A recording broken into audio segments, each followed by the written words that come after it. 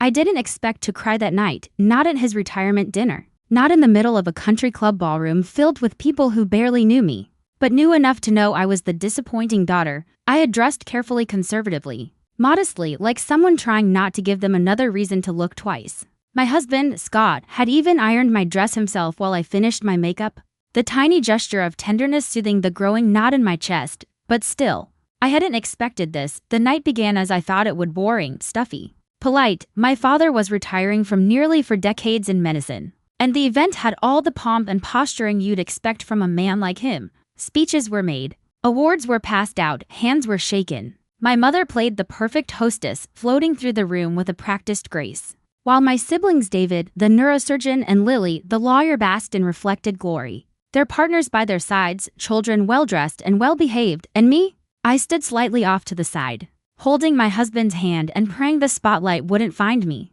When my father finally took the microphone, I expected the usual: a few words about sacrifice, about legacy, maybe a humble joke or two. What I didn't expect was the speech that would not only cut me open but expose the wound to everyone I had ever tried to impress. He began by thanking his colleagues, his friends, his patients. His voice, though aging, still carried that same confident timbre he used when lecturing us at the dinner table, me especially. Then came the shift, but none of this, he said, raising his glass, would have been possible without the pride and joy of my life, my children. I held my breath, my hand tightened around Scott's. To David and Lily, he continued, turning toward them with a smile. Thank you for continuing the legacy. You've both done more than I ever could have dreamed. You've made this family proud. There was a pause, not long, just enough for everyone to feel it, and to those who chose other paths, he added, his eyes flicking toward me so briefly you might have missed it. We wish you the best. There it was, the dismissal. So practiced, so polite, you could almost mistake it for kindness, almost. I stood frozen, heat creeping up my neck, every eye in the room either carefully looking away or shamelessly watching. My father had effectively erased me from his public story in the most calculated, cutting way possible. It didn't matter that I had a job, that I paid my bills, that I was building a life of peace far from his expectations. In his eyes, if I wasn't a doctor, a lawyer, or something with a title and a 6-figure salary, I wasn't worth mentioning. I whispered to Scott we should go, but he didn't answer. He released my hand and took a step forward instead. At first, I thought he was going to lead me toward the exit. I was ready to follow, to flee. But Scott didn't leave. He picked up a spoon and tapped it gently against his water glass. A soft ting-ting-ting echoed through the hall until the murmuring stopped and every face turned toward him, my father's included. Excuse me, Scott began, his voice calm but firm, the way it got when he was about to say something dangerous. I just wanted to say a few words. I felt my stomach drop. This wasn't like him. Scott was the quiet one, the steady presence behind the scenes. He avoided conflict. But not tonight. I married Amanda because she's the bravest, most compassionate person I've ever met, he said, looking directly at my father. Not because of her job title or how much money she makes, but because of who she is. A hush spread through the room. I could feel it, the discomfort, the tension, the slow dawning that this was not part of the evening's agenda. I've watched her work twice as hard to earn half the respect, he continued, and still show up with more grace than most people deserve. And I've seen her family, he let the word hang, treat her like she's a failure, just because she chose a different path, one with heart, one that prioritizes peace over prestige. I felt tears welling in my eyes. I didn't want to cry, not here, but the truth of his words cracked something wide open. My wife deserves better, he said finally. From all of you. Silence. I don't remember if anyone clapped. I don't remember if my father looked ashamed or defiant or anything at all. All I remember is Scott reaching for my hand again, and the two of us walking out of that ballroom without looking back. Outside, under the cold night sky, I finally exhaled. My body shook, not from sadness, but from a strange mix of humiliation and relief. It was done. I had been cut loose in front of everyone, but instead of breaking, something inside me had been made whole by Scott's stand. We sat in the car for a long time. Neither of us spoke. My phone buzzed with messages I didn't open. A few "Are you okay?" texts from co-workers. One from my sister. That was unnecessary. Another from my mom. Call me. But I didn't. Instead, I looked at the man beside me, the one person in the room who hadn't needed me to be anything other than myself, and said the words I hadn't let myself believe until that night. I think I'm done trying to earn their approval. Scott nodded and whispered, good, because you were never the problem. Before I ever disappointed my father at his retirement dinner, I disappointed him just by being born third. David was the golden child, the firstborn. The overachiever, the miracle who walked early and spoke in full sentences before most kids could point to their nose. Lily came second and was every bit as brilliant but prettier, neater, more poised. By the time I arrived, it felt like the family had already been cast. And there wasn't a role left for me. I was the creative one. That was code at first. It meant I liked to draw and read and build elaborate make-believe worlds with paper dolls. Later, it meant I was emotional, dramatic, unreliable. I wasn't focused enough, driven enough, polished enough. My report cards were good but never excellent. I won awards but not the right ones. I loved music and writing and daydreaming in class. To my parents, those weren't signs of intelligence. They were distractions. By middle school, the message was clear. I was not like David or Lily, and that was not a good thing.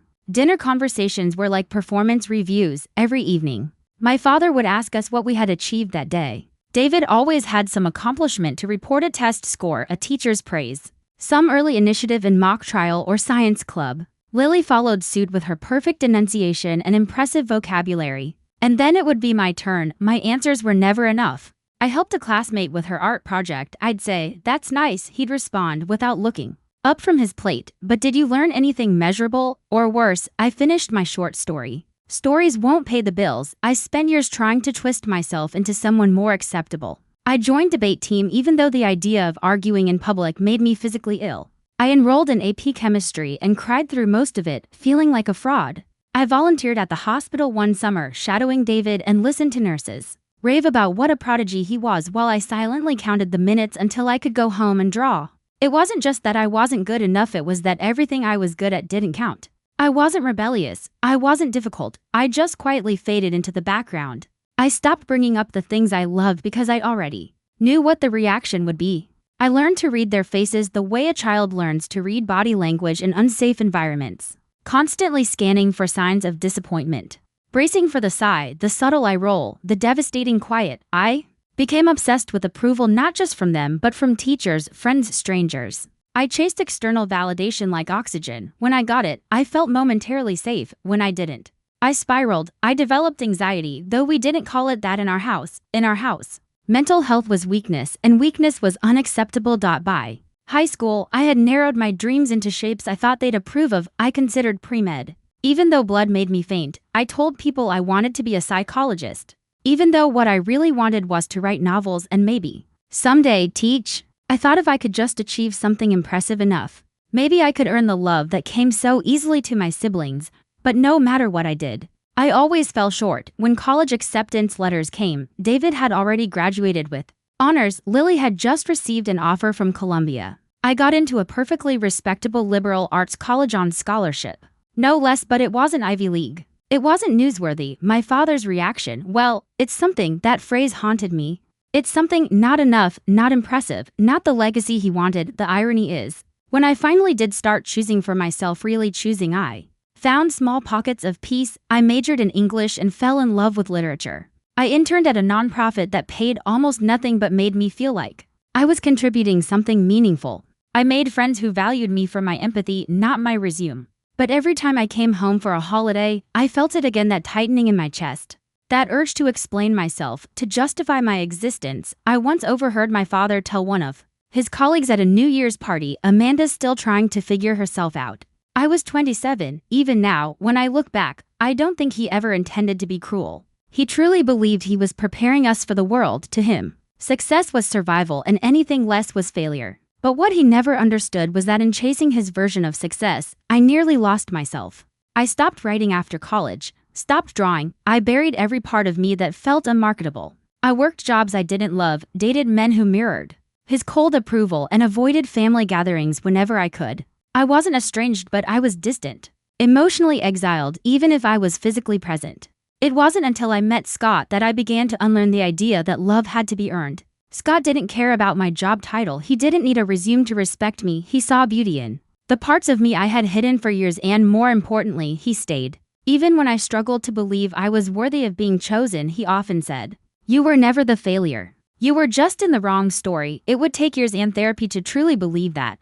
But I can tell you this, growing up as the disappointment taught me how deeply painful it is to be loved conditionally, and it taught me something else, to how radical it is to choose yourself when you were never taught how. The night of that retirement dinner wasn't just a moment of humiliation. It was a culmination of years of feeling small, of decades of trying to earn my way into a version of love that only existed if I measured up. But something shifted that night. Because Scott didn't just stand up for me, he reminded me that I didn't need to shrink anymore, that I never did. I met Scott in a bookstore, not a trendy one, not the kind with neon signs and curated playlists, but a quiet, slightly dusty place on a side street most people passed without noticing. It smelled like old pages and fresh coffee, my version of church. I had ducked inside to escape the rain and maybe the world, if I'm being honest. It had been a particularly hard week. I just walked out of yet another job interview where I smiled too much and apologized for things that weren't my fault. I was 29 and still being told I was too sensitive for corporate. My phone was full of unread messages from my mother asking if I'd considered going back to school that day. I wasn't looking for anything or anyone. I was scanning the fiction section, letting my fingers graze the worn spines like they might read me back.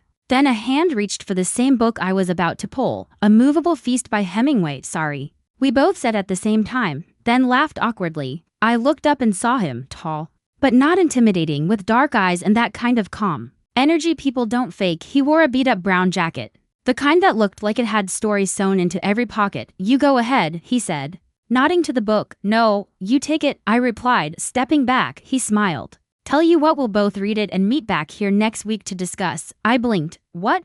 "Like a two-person book club." "Exactly," he said with a grin that didn't try too hard.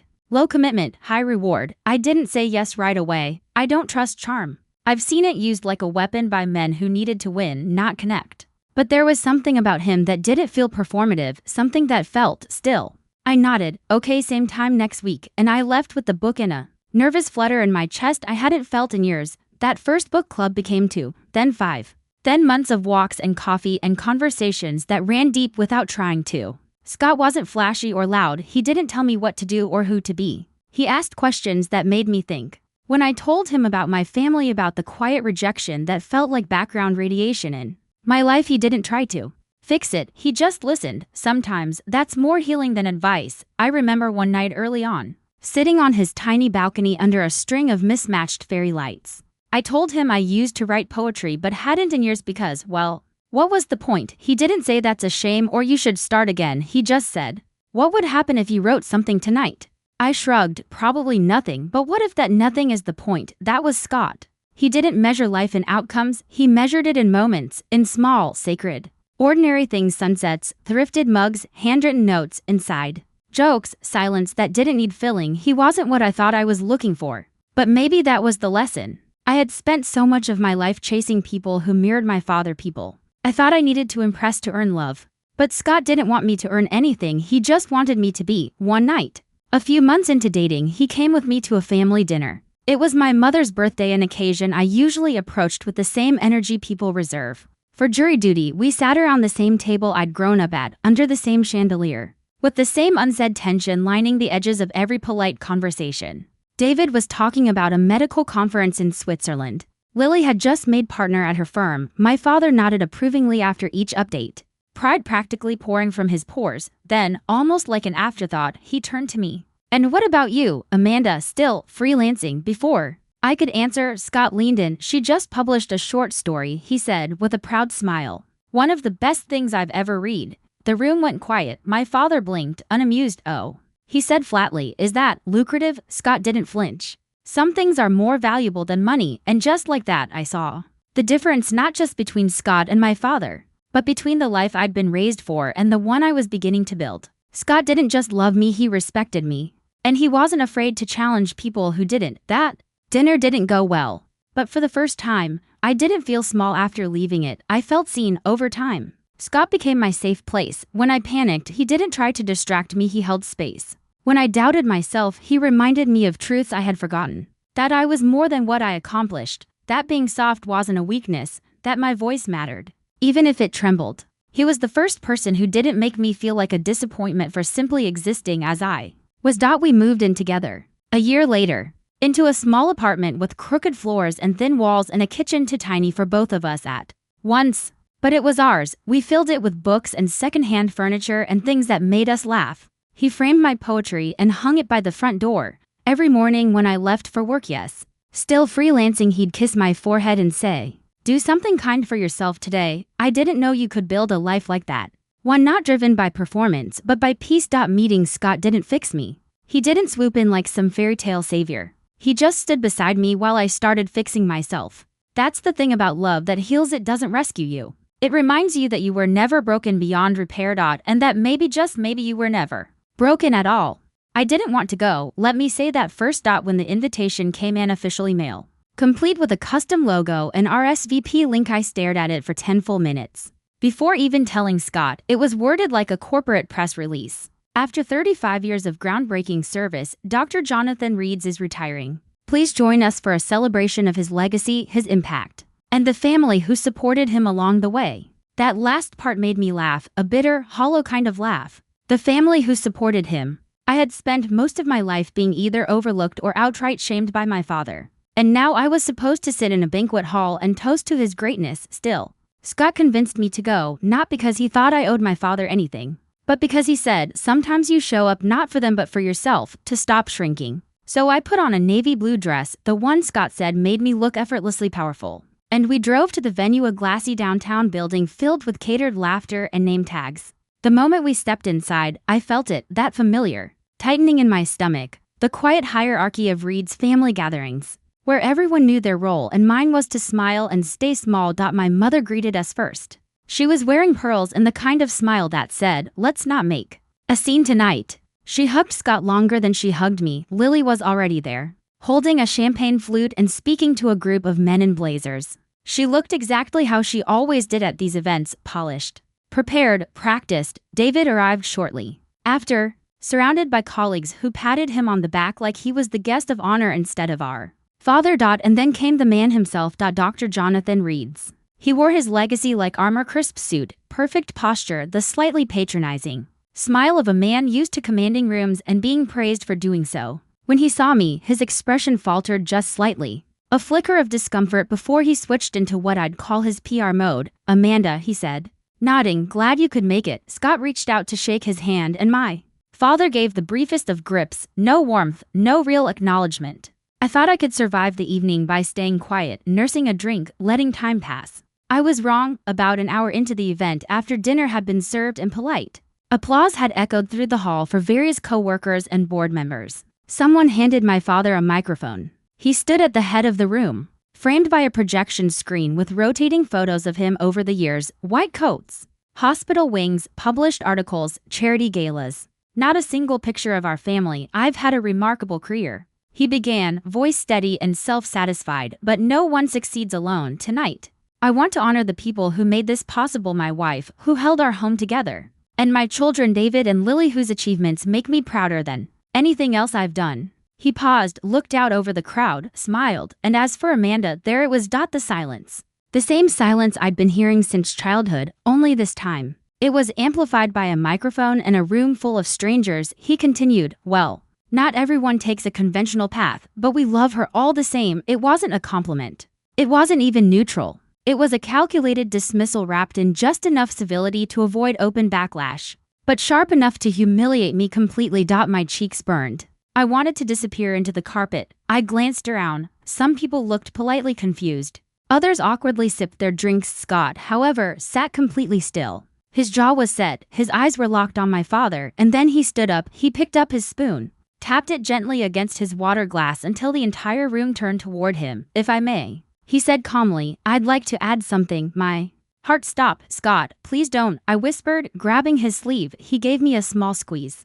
"I have to," and then he walked to the front of the room. There was a murmur, the kind that rolls through a crowd when the script has been broken. Scott took the mic from my stunned father and turned to face everyone. "I wasn't going to speak tonight," he began. "I came here to be supportive, respectful. But I've watched a remarkable woman, my wife, be minimized by this family one too many times. And I won't stay silent." Dead silence. Amanda is not just someone who took a different path. She is one of the most intelligent, compassionate, resilient people I have ever known. She writes words that make people cry and think and heal. She's supported me through loss, helped friends through crisis, and somehow still shows up for people who don't show up for her. He looked directly at my father. "If your definition of success is limited to job titles and public accolades, then you're missing the point of everything you claim to stand for. Legacy isn't built in boardrooms, it's built in how we treat people. And you, sir, have failed your daughter, gasps. Audible gasps. I couldn't breathe. Scott handed the mic back, turned, and walked toward me.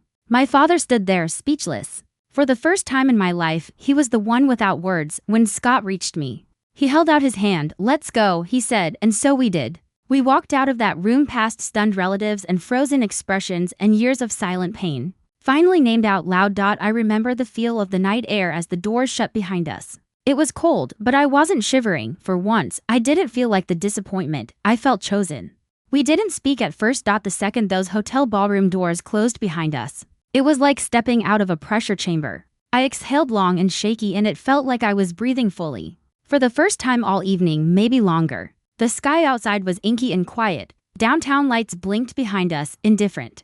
The world kept turning, but mine had tilted. I looked over at Scott. He was standing a few steps ahead of me, back straight, fists unclenching slowly at his sides. The usual softness in his face had hardened just slightly, and not in anger but in resolve. His calm wasn't passive. It was practiced, earned. He turned to face me, eyes searching mine. I didn't mean to hijack your night, he said softly, but I couldn't let that stand, not again. I didn't answer right away. Emotion knotted in my throat, grief, gratitude, shock, all pressing against each other like strangers on a crowded train. You destroyed him, I finally said. It wasn't judgment, it was awe. Scott shook his head. No, I told the truth. He destroyed himself a long time ago. I just gave the silence a voice. And that's what it was. Really, not vengeance, not drama, just truth, unvarnished, delivered. In a room full of people who had mastered the art of selective memory, we got into the car. But I didn't start it right away. I just sat there, hands on the wheel, staring out at the night. The adrenaline had passed, and in its wake came something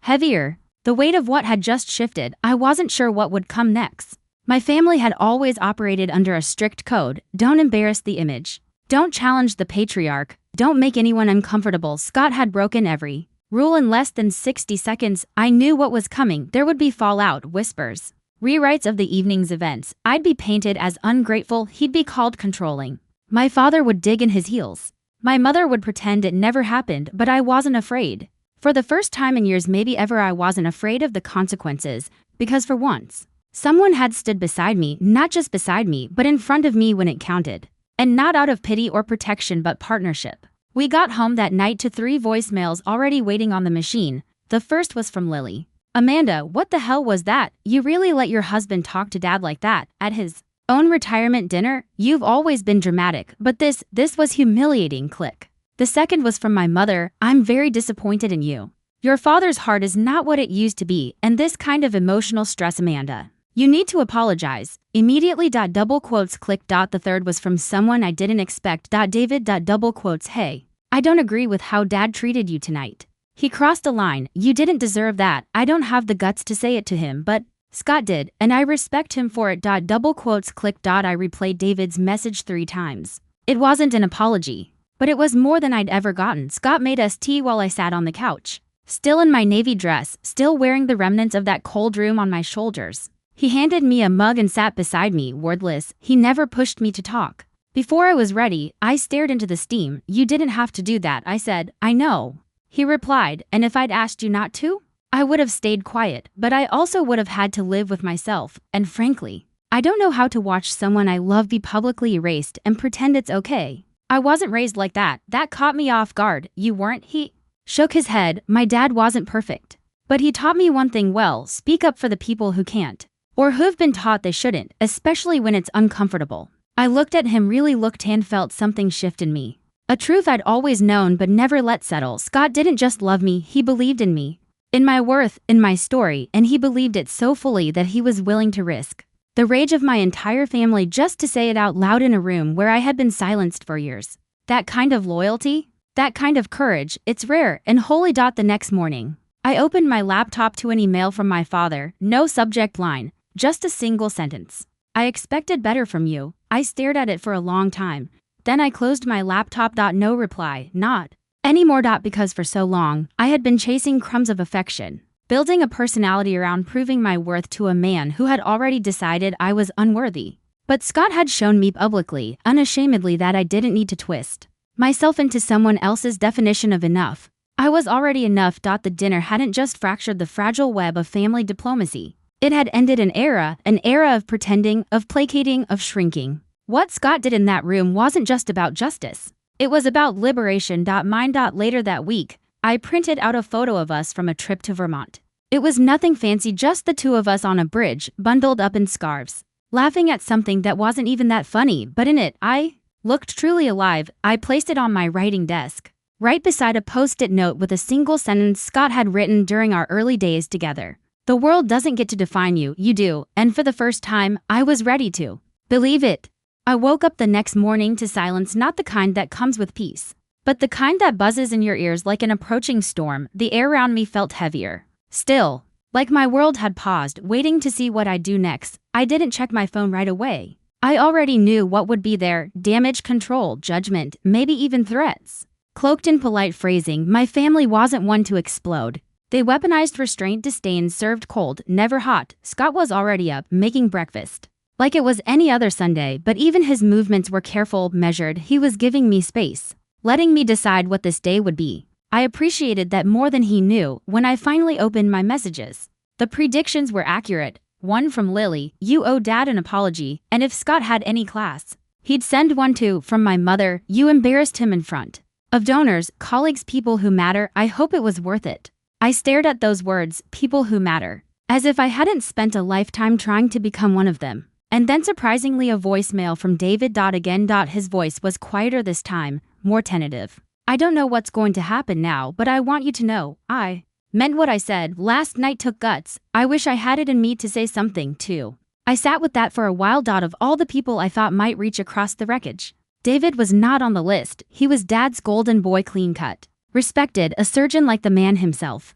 For years, he'd played the part so well I didn't even blame him anymore. I just assumed he believed the script, but maybe he was just afraid to leave the stage. That evening, I got a text from an unknown number. "Hi, it's Uncle Mark. Just wanted to say I saw what happened. You've always been stronger than they let you be. If you ever want to talk, I'm here." Uncle Mark. My father's younger brother, the black sheep of the Reeds family, the one who got divorced twice, moved out west, and was never quite taken seriously again. I hadn't seen him in years. I blinked at the screen, then smiled. It was strange the way truth had a way of flushing out quiet allies, people who'd been watching, waiting, silently rooting for you until the moment finally came to step forward. I responded, "Thank you. That means more than you know." By the third day, the real fallout began. Lily removed me from the group chat used to plan family holidays. My mother emailed me a formal pause on invitations to future events until feelings had cooled. And my father: nothing, not a word, just silence, louder than anything else. Scott watched all this unfold with steady eyes. He didn't say "I told you so." He didn't push me to talk. He simply made space for whatever I needed to feel whenever I was ready to feel it. And when I finally broke down 3 nights later on the bathroom floor, sobbing because I realized I hadn't just upset my family, I had lost them, he sat with me, no fixing, no solutions, just presence. "I didn't think it would actually end like this," I said through hiccups. "It hasn't ended," he replied. "It's just finally honest." That line stuck with me. It's just finally honest, because the truth was, our family had been broken for a long time. We were just very good at hiding it behind perfect photos and award banquets. The dinner didn't destroy us, it revealed us. Still, I grieved the version of family I always wanted, the warm dinners, the "I'm proud of you" moments, the support without strings. I cried for the child in me who thought that if she just tried hard enough, she'd earn it. That grief came in waves. One day I'd feel free, the next hollow. But through it all, Scott was my anchor, my proof that love didn't have to be transactional, that it didn't require performance or perfection. About a week later, David called again. I hesitated before answering. "Hey," he said. "This a bad time?" "No," I replied, cautious. "What's up?" A pause. "I talked to Dad," he said. "Tried to tell him he was out of line. He didn't take it well." "I'm not surprised. I guess I wanted you to know I see it now, how you were treated. I didn't before. I bought into everything, the image, the rules. But after what Scott said, after what you didn't say, I realized how much you've swallowed just to keep the peace." I went quiet. David continued. "I don't know how to fix this, but I want to start, if you'll let me." My throat tightened. "I don't know either," I admitted. "But I think honesty is a good place to begin." It wasn't a resolution, but it was a start. By the end of that month, things didn't magically heal. My father remained silent. My mother stuck to her script. Lily sent me an article about narcissistic spouses and what I could only assume was a veiled attack. But I had something now that I didn't before. Clarity. Boundaries. A voice. And one person, one incredible, brave, fiercely loyal man who had stepped into the fire with me and refused to let me burn. Sometimes family fractures. And sometimes from that break, something stronger grows, not perfect, but real. And real? That's enough. I didn't expect the tears to come so quickly. It was only the second session. And I'd barely finished describing my father's retirement dinner when my voice cracked. I wasn't even saying anything especially sad, just outlining the timeline, what he said, what Scott did, what followed. But something about naming it out loud in a room without judgment cracked open a part of me I'd spent years keeping sealed. My therapist, Rachel, didn't rush to fill the silence. She just waited, calm, kind, still. Can I ask you something? She said gently. Once I'd wiped my cheeks, I nodded. When your father said you were his biggest disappointment, what was the first thing you thought? I didn't even hesitate. That he was right. Rachel's brow lifted just slightly, not in surprise, but in confirmation. She was expecting that answer that made one of us. Tell me why, she said. I sat back, blinking hard, grasping at words that kept slipping through, because I didn't follow the path. I didn't become someone measurable. Everyone else did. David's a surgeon, Lily has her MBA, her 3 kids, her curated Christmas cards. I'm a former English teacher working part-time at a bookstore and freelancing blog posts to pay rent.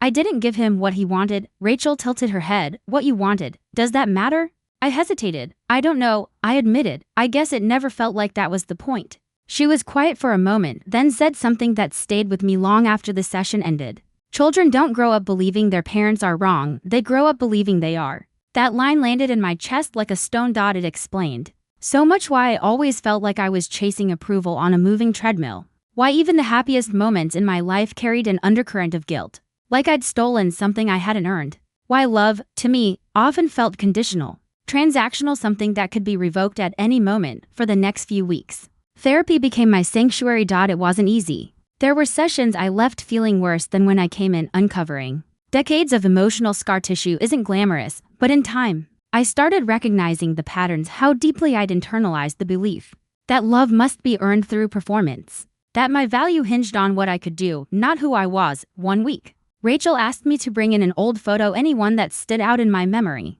I brought a picture of me at 11, standing beside my father at his law firm's Bring Your Child to Work day. I was wearing a navy skirt, clutching a clipboard like it was armor. I looked small, nervous, desperate to impress. Rachel studied it for a moment. What would you tell her now? She asked. I looked at the photo again, and something inside me cracked. I'd tell her she doesn't have to earn his love, that it's okay to be herself, that she doesn't have to be perfect to be worthy. Would she believe you? I thought about it, then shook my head. Not yet, but maybe one day. We spent an entire session on that. Reparenting, Rachel called it learning to become the adult I never had. Compassionate, affirming, protective. Learning to give myself the things I kept chasing from other people: acceptance, forgiveness, grace. Meanwhile, outside the safety of that office, my family's silence had settled into permanence. No calls, no texts, no olive branches, and yet, strangely, I didn't feel alone. Scott was there every day, of course. But more than that, I was finally showing up for myself. I was learning how to hold space for the parts of me I used to hide. The insecure parts, the angry parts, the grieving parts. One day, I came home to find Scott on the balcony, sipping coffee and looking out over the city. He turned as I stepped out, gestured to the chair beside him. Want to join me? I sat down, tucking my knees to my chest. I had a breakthrough today, I said. Oh yeah, I smiled faintly. I realized I've been living like I'm on probation, like my worth was always one mistake away from being revoked. Scott looked at me, serious. From them, from everyone, but especially myself. He nodded slowly. What now? I leaned back, exhaling. I think I want to stop living for people who've already made up their minds about me. I want to stop auditioning. And I want to figure out what I want apart from proving I'm not a disappointment. He reached over and took my hand. That's the version of you I've been waiting to meet. The words brought tears to my eyes, not because they were sweet, but because they made me realize something. The person I kept trying to become for everyone else wasn't real, and the one person who loved the real me, he'd been here all along. Therapy didn't magically fix everything, but it gave me tools, language, a mirror that reflected not just my trauma, but my resilience. It helped me understand that healing doesn't mean forgetting or pretending the past didn't happen. It means learning how to live without letting it control you. And most of all, it taught me that I am not broken. I was conditioned. And now, I'm choosing differently. The first time I said it out loud, I was joking about we were lying in bed one rainy Saturday, scrolling through Zillow listings for no reason other than fantasy.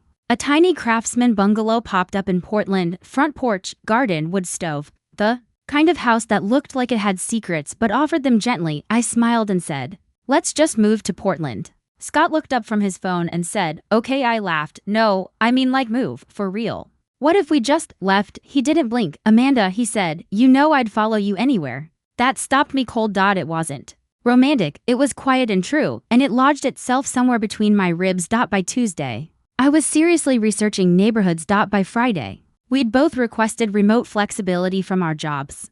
By the following month, we were packing boxes. It wasn't impulsive, not really, it was overdue. I had spent too many years rooted in a city that never felt like mine, stuck in the gravitational pull of people who only saw a version of me they'd constructed. I needed space. I needed air that hadn't been breathed by my history. Leaving Boston wasn't just about location. It was about exhaling. It was a declaration. I am allowed to start over. The drive cross-country was both literal and symbolic. We stopped in small towns, ate at roadside diners, listened to audiobooks and playlists that spanned everything from soulful indie folk to angsty 2000s pop. We talked about the future like it was ours to shape, not something inherited, somewhere in Wyoming, under a sky that stretched wider than I'd ever seen. Scott turned to me and said, "You seem lighter." I nodded. I think I left some ghosts behind in Massachusetts. When we finally arrived in Portland, it didn't feel like we were arriving in someone else's world. It felt like a soft landing into something we were building from scratch. Our rental wasn't glamorous, but it had charm: creaky hardwood floors, a clawfoot tub, and ivy creeping along the backyard fence. The kind of place where I could unlearn urgency, where we could plant roots not out of obligation, but intention. I got a part-time job at an independent bookstore downtown. The kind with mismatched rugs, handwritten staff pics, and an espresso bar that made cardamom lattes. For the first time in years, I didn't introduce myself with a resume. I was just Amanda. Not the underachiever, not the disappointment, just me. At work, people didn't ask where I went to school. They asked what books I loved. They didn't care that I'd walked away from a career path. They wanted to know what made me laugh, what made me cry, what made me feel. Scott found a shared workspace that he liked, but mostly worked from our kitchen table. He started baking sourdough, picking up photography again. He was thriving in a way I hadn't seen since the earliest days of our marriage, and slowly, I started noticing changes in myself, too. I woke up without dread. I took long walks without a destination. I smiled at strangers. I said no without guilt. I cooked dinner without worrying if it looked impressive. I stopped checking my family group chat, the one I hadn't been invited back into anyway. One afternoon, while we were weeding the small patch of soil we'd claimed for a garden, Scott looked at me and said, "You're not scared all the time anymore." I blinked at him. Was it that obvious? He nodded. "Only to someone who loves you." That night, I wrote in my journal, "This is what safety feels like. Not quiet because you're hiding, quiet because you're finally at peace." It wasn't that everything was perfect. Healing never is. I still had days where I'd hear my father's voice in my head, cold, clipped, condescending. I still found myself shrinking in situations where I didn't feel qualified to speak. But those moments were no longer facts, they were echoes. And I was learning how to let them pass without obeying them. Portland became our cocoon. We made friends at the bookstore and through local meetups. I joined a writing circle. Scott started teaching weekend photography classes. We hosted dinner parties where no one asked about job titles. We laughed, we shared, we lived. And in that space, I realized something startling. I had been building a life I didn't need to escape from. One particularly foggy morning, I got a letter in the mail, handwritten, addressed in my mother's cursive. My stomach dropped. I held it for hours before opening it. Part of me feared it would undo all the progress, that it would pull me back into that old vortex. When I finally read it, it was exactly what I expected: measured, polite, emotionally distant. A suggestion that enough time has passed and that perhaps we could begin again for the sake of civility. There was no apology. No acknowledgement. Just an invitation back into the cold. I folded the letter, placed it in the recycling bin, and didn't respond, not out of spite, but because I had finally realized I don't owe anyone access to my peace, and that was the moment I knew this new life wasn't temporary. It was home.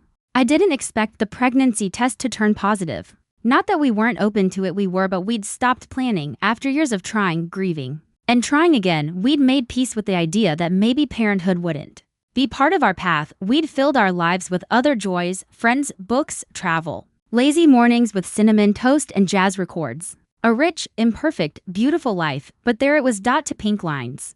I stared at them for a full minute before walking out of the bathroom in a daze. Scott was making coffee when I held up the test. His face lit up slowly, cautiously, like he was afraid of believing it too fast. Then he laughed, this soft, stunned sound that filled the kitchen like sunlight, and pulled me into his arms. We both cried. Not the loud, gasping kind, the quiet kind, like a dam releasing equal parts hope and fear and awe. I was terrified, not of the pregnancy, not of the birth, but of what kind of mother I'd be for so long. I'd only known one kind, the transactional kind, the be good enough and will love you kind.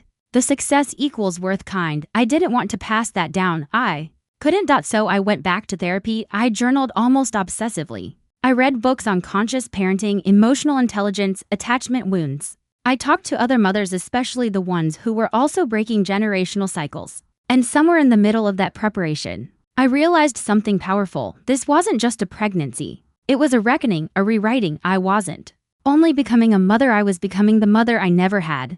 The pregnancy itself was relatively smooth. I was nauseous for the first trimester. But Scott was there with saltines, ginger tea, and an endless playlist of soothing music. We went on slow walks through Portland's forest trails, hand in hand, marveling at how this life we built, a life once unimaginable, was now home. One night, when I was about 7 months along, I stood in the nursery we were putting together. It was small but cozy, muted greens and creams, soft lighting, a rocking chair near the window. I ran my hands over the edge of the crib and whispered, "You'll never have to earn my love." It wasn't a promise. It was a vow. I didn't tell anyone in my family about the pregnancy. I thought about it, wondered if maybe this was the olive branch moment.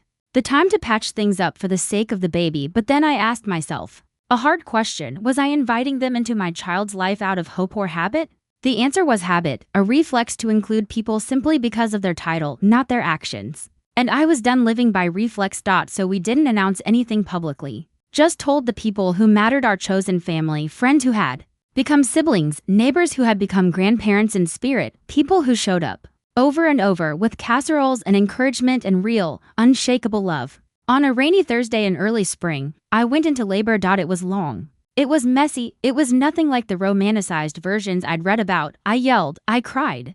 I begged for an epidural and then swore I didn't want it anymore. But Scott never left my side. He held my hand through every contraction, whispering over and over, "You're doing it. You're safe. She's almost here." And then just like that she was, all 6 pounds, 4 ounces of her, red-faced, wailing, squirming. Perfect. When the nurse laid her on my chest, something cracked wide open inside me. Something I didn't know was still locked. She looked up at me with that newborn confusion, her eyes blinking slowly, like she was adjusting to the world, and I said it again. This time out loud, "You'll never have to earn my love." And I meant it with every cell in my body. In the weeks that followed, I learned what real, raw, unglamorous love looked like: sleep deprivation, cluster feeding, crying for no reason at 2 a.m. My body sore in places I didn't know existed, but even in the exhaustion, I felt whole. Because for the first time, I was living out my healing in real time. Every time I picked her up without hesitation, I was undoing years of being told I was too much or not enough. Every time I soothed her without conditions, I was telling my younger self, "You are always worthy of comfort." Every time I sang to her, held her, stared into her tiny perfect face, I was building a new blueprint for her. And for me, I didn't feel like a good mom every day, but I felt like a true one who chose presence over performance, connection over control, safety over standards. And slowly, I started to believe something I never had before. I am enough. Not because I did everything right, not because I broke every cycle perfectly, but because I chose to try, because I chose love over fear, over legacy, over pride.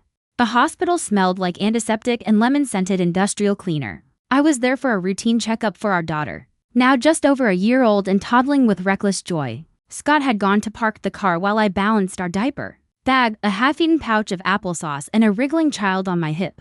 It wasn't the place I expected to see him, but there he was. In the cardiology waiting room, sitting alone, thinner than I remembered, though still upright, dignified in that tailored shirt and expensive watch way, reading a book he probably didn't enjoy but carried to look busy. I would have recognized the slope of his shoulders anywhere. My father, he looked up, and for a moment, neither of us reacted. It was like seeing a ghost in daylight, not shocking, just surreal. My daughter squirmed in my arms. And that's when his eyes dropped to her. Something flickered, recognition maybe, or surprise. Or both. I could feel my pulse pounding in my ears. He stood slowly, one hand still holding the closed book. The other loosely clenched as though unsure whether to shake mine or just shove it in his pocket. Amanda, he said. I nodded.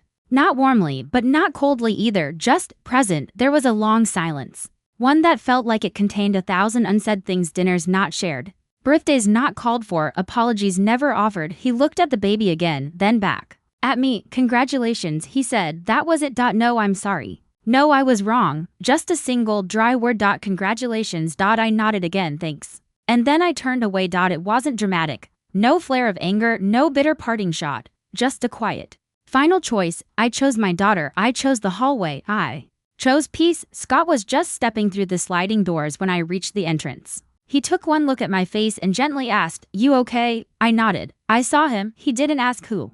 He didn't have to. He just said, "Do you want to talk about it?" I looked down at our daughter, now yawning into my shoulder, tiny fingers wrapped around the strap of my bag. No, I said. I already said what I needed to, which was nothing at all. Because the real conversation had already happened in every decision I'd made since walking out of that retirement dinner, in every boundary I'd set, in every time I chose love over legacy, softness over shame. There had been a time when I would have longed for that moment, rehearsed it, imagined the words I'd throw back at him like darts. How dare you? Do you even know what you did? I deserved better. But standing in front of him with my daughter on my hip, I realized I didn't need to be seen or validated by him anymore. He was a closed chapter. I had a new book now, and I was writing every page with intention. That night, after we put the baby to bed, I sat outside on our small porch, listening to the crickets and the faint hum of the city. Scott joined me a few minutes later, to mugs of chamomile tea in hand. "You sure you're okay?" he asked again, gently. I sipped the tea, let the warmth settle in my chest. "Yeah," I said. "You know what's wild? I always thought I'd feel small if I ever saw him again, but I didn't." "What did you feel?" I thought about it. "Grateful," I said finally. "Grateful? Yeah, because I finally saw him clearly. Just a man, not a myth, not a monster, just small, and I didn't need anything from him." Scott reached for my hand, and we sat there in the soft quiet, fingers laced. There was no cinematic closure, no emotional monologue, just a moment of truth and a deep, deep breath. I had once believed healing would look like reconciliation, but now I knew sometimes healing is walking past the person who hurt you and realizing you don't need anything from them anymore. Not permission, not closure, not even acknowledgement. Just freedom, and I had it.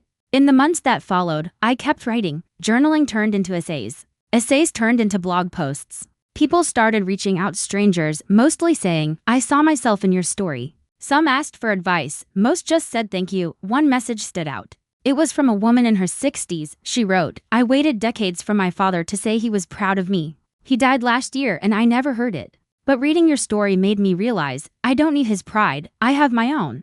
Thank you for helping me get there." I cried when I read that, because she wasn't alone. None of us were, and I knew then. This story, my story, wasn't just about pain. It was about breaking chains, about starting over, about finding love in places we never thought to look. It was about becoming not who they wanted, not who they expected, but fully, wildly, unapologetically ourselves.